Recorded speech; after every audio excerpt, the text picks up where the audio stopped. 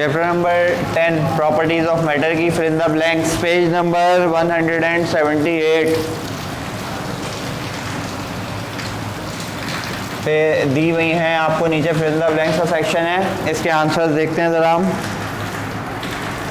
Molecules are always in, gas के जो molecules हैं काइनेटिक मॉलिक्यूलर थ्योरी के हिसाब से कौन से मोशन में होते हैं? Random. Kinetic molecular theory of gas मैंने बताई थी आपको, उसमें लिखा था molecules are always in random motion, इधर उधर जाते हैं, बताया था ये चीज। ठीक है, नंबर 1 क्या आंसर है आपके पास? Random motion. ठीक है, नंबर 2 वो property retained its shape and size after the removal of the stress. Spring पे खिंचाव आता है, उसके बाद उसको छोड़ देते हैं और वो वापस अपनी वो शेप क्या कर लेती है, अख्तियार कर लेती है। इस प्रॉपर्टी को क्या कहते हैं? इलास्टिसिटी, खिंचाव। ठीक है, इस प्रॉपर्टी को क्या कहते हैं? दूसरे का आंसर है इलास्टिसिटी। नंबर 3 स्ट्रेस का फॉर्मूला क्या था? Force upon area, F upon A। Number 3 का आंसर है। उसके बाद स्ट्रेन का फॉर्मूला क्या था? Delta L upon change in length upon original length.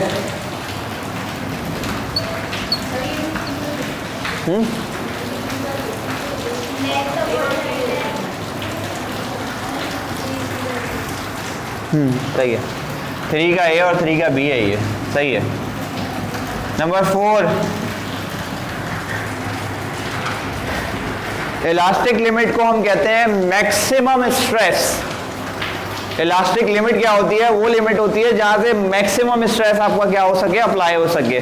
ठीक है, उसके बाद क्या होगा कि इलास्टिसिटी उसकी खत्म हो जाएगी और आपका जो स्प्रिंग है वो टूट जाएगा, है ना, उससे ज्यादा अगर खींचेंगे तो। इलास्टिक लिमिट को क्या कहते हैं? Maximum stress.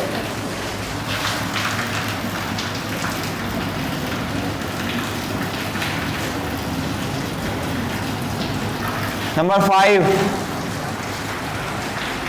Y stands for FL upon A delta L। एक फॉर्मूला भी ड्राइव किया था Y का हमने। Y किसे कहते हैं?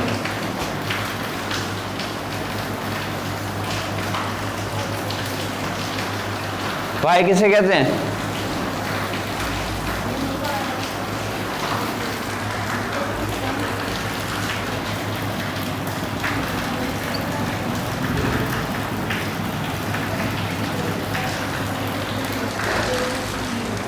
Young's modulus.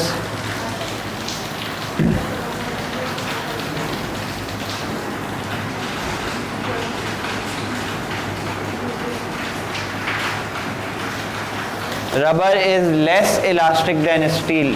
ठीक है, स्टील के मुकाबले में रबर जो है वो लेस इलास्टिक है, कम है। सही है। नंबर 6 का क्या है? Less.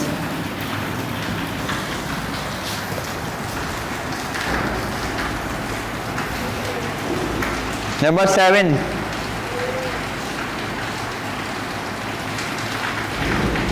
the space above mercury in a simple mercury barometer contains। अच्छा, एक स्पेस दी जाती है जिस बैरोमीटर जो है वो एटमॉस्फेरिक प्रेशर नापता है, आपको पता है ये बात। तो क्या होता है कि उसके जो स्पेस दी जाती है उसमें एयर कंटेन करता है। वो क्या कंटेन करता है? एयर।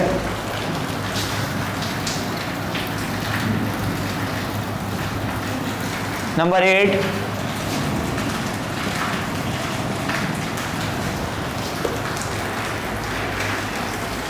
आसान है। The instrument used to measure atmospheric pressure is called barometer.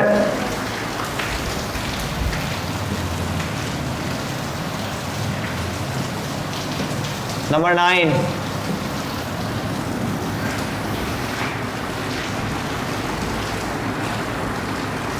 अच्छा, सरफेस टेंशन की वजह से ये होता है इट्स फ्री स्पेस, मतलब आप कह लेंगे क्या कहते हैं, इसकी जो सरफेस होती है वो स्ट्रेच मेम्ब्रेन की तरह बन जाती है। स्ट्रेच मेम्ब्रेन की तरह बन जाती है। बायोलॉजी में एक प्रोसेस होता है ये, एक वो कह लो कि क्या कहते हैं, एक डिवाइस है।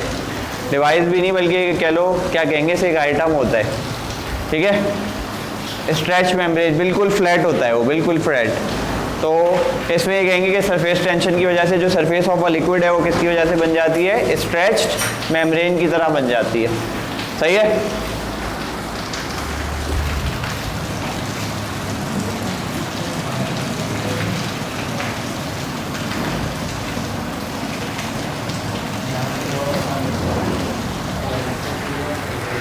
Okay,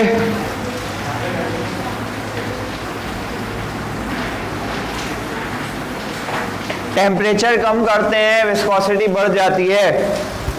decrease of temperature velocity increases. सही है। टेम्परेचर कम करेंगे विस्कोसिटी क्या होती है,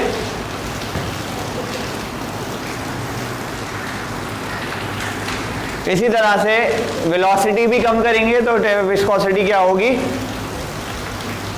अगला ब्लैंक है, वेलोसिटी पे भी इसका यही फर्क पड़ता है, ज़्यादा प्रेशर पड़ता है उस पर सरफेस पे। जैसे जैसे चलता रहेगा सही रहेगा, जैसे जैसे इसकी वेलोसिटी कम होना शुरू होगी वो स्पेस क्या होगा, बढ़ता चला जाता है और उस पर प्रेशर बढ़ता चला जाता है, जिससे विस्कोसिटी क्या होती है, बढ़ जाती है। तो डिक्रीज क्या हुआ, क्या कहते हैं, हाँ हाँ ये तो आसान है। According to Pascal law dash is transmitted, क्या ट्रांसमिट होता है, प्रेशर इज ट्रांसमिटेड। सही है। Liquid transmit pressure equally in all the directions. ये आ गया इसका आंसर, प्रेशर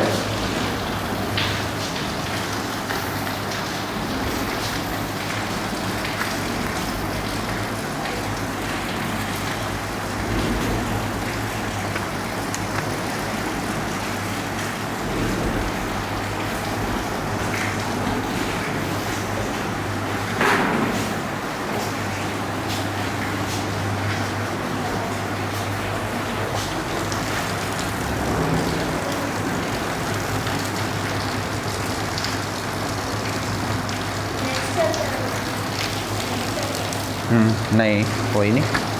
अब इसके न्यूमेरिकल देखता हूँ कौन कौन से कराने, बाकी तो फालतू ही होते हैं। कभी आया नहीं है इसका कोई भी सवाल, कभी भी नहीं आया।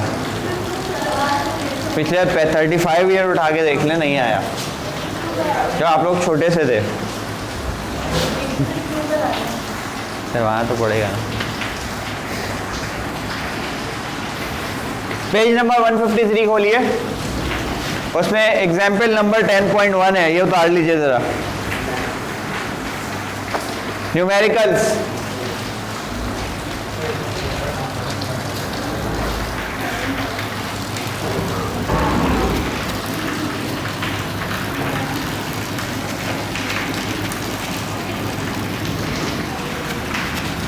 फॉर्मूले मैंने आपको बता दिए हैं, इसको ऐसे ही सरसरी तौर पे कर लेते हैं फिलहाल।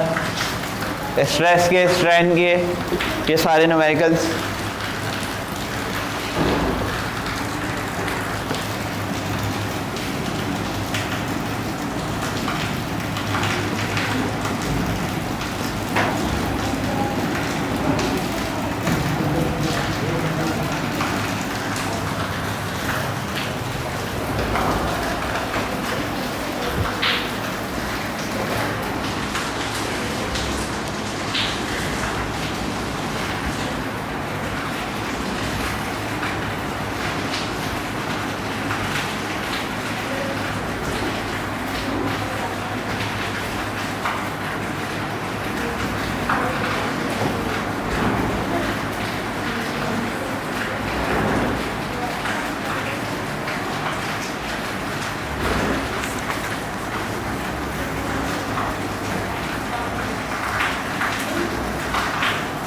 कैलकुलेटर जरा हाथ में रखिएगा बेटा।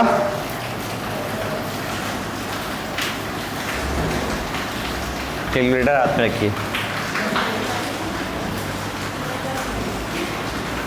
सही है। निकालो जल्दी निकाल।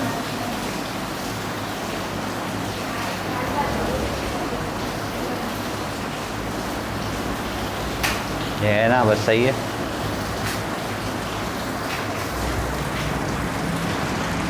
लग रहा था कि समीना जो है ना बहुत काबिल लड़की, बहुत काबिल लड़की है। चलें,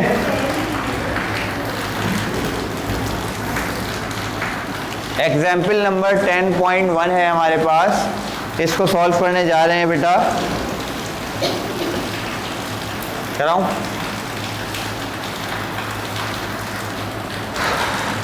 The area of cross section of a metallic bar is 1 centimeter by 1 centimeter। ठीक है, एरिया आपको दिया हुआ है जिसकी लेंथ और ब्रेथ दे दी है। एरिया का क्या फॉर्मूला है? Length multiply by breath. ये देखिएगा जरा,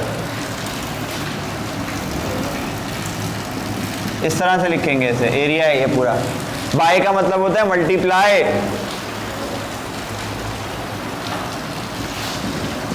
वन वन जा वन और सेंटीमीटर स्क्वायर, सेंटीमीटर स्क्वायर तो नहीं है एरिया का यूनिट। 10 की पावर -4 सेंटीमीटर स्क्वायर से मीटर स्क्वायर में जब भी किया जाता है तो क्या एक्सपोनेंट आता है? -4। तो ये हो जाएगा बेटा a = 1 exponent -4 metre square. Okay हो गया, सही है। It's length is 50 centimetre. Length कितनी दी हुई है? अब इसको भी मीटर में करें, divided by 100।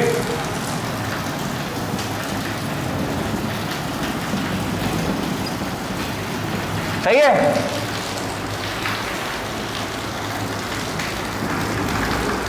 A force of 10,000 Newton. Force कितनी है?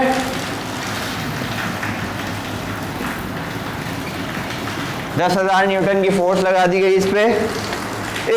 Stretches it by 0.25 centimetre. जिसने इसकी लेंथ चेंज कर दी कितनी? 0.25 सेंटीमीटर। इसको तो मैंने एल ले लिया, अब दूसरी लेंथ को क्या लूंगा? इसने कहा है कि फोर्स लगाने के बाद लेंथ स्ट्रेच हो गई, चेंज हो गई, तो चेंज इन लेंथ मतलब डेल्टा एल। सही है, बताया था ना। चेंज के लिए क्या सिंबल यूज किया जाता है? डेल्टा।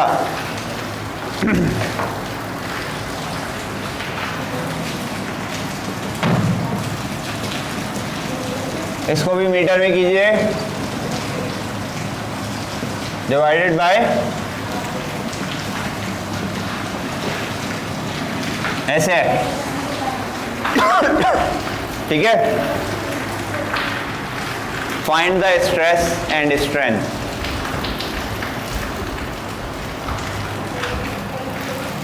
पहले स्ट्रेस निकालते हैं। क्या फॉर्मूला है? F upon force upon area. Force कितनी है? 10,000। एरिया कितना है? 1 एक्सपोनेंट। बताओ कितना आ रहा है? दो इधर दो।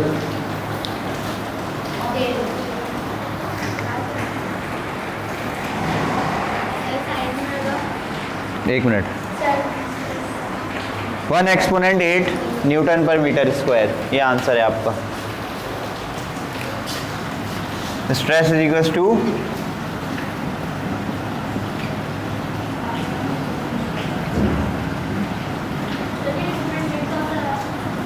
क्या हुआ? अभी बता देता हूँ। ये देखो, अच्छा चलो इसको ऐसे लिख सकते हैं, 4 0 है ना,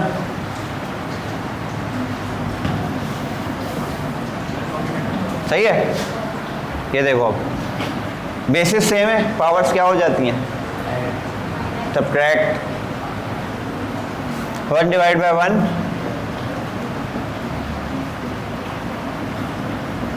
माइनस माइनस 4 + 4 वही बन गया। ये तो आ गया स्ट्रेस।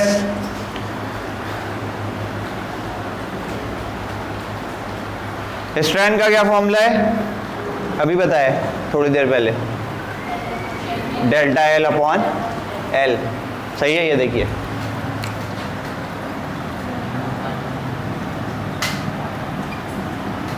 डेल्टा एल की वैल्यू क्या थी?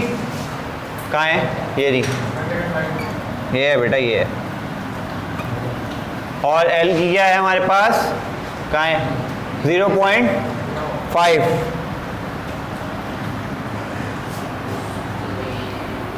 दो ये लो ना, ये करो 0.002 0025 divided by 0.5 divided by 0.5।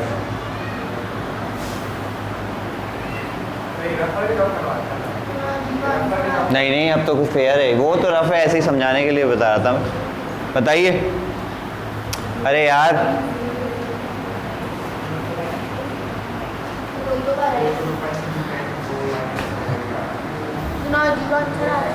5 exponent -3। Strain का कोई यूनिट है?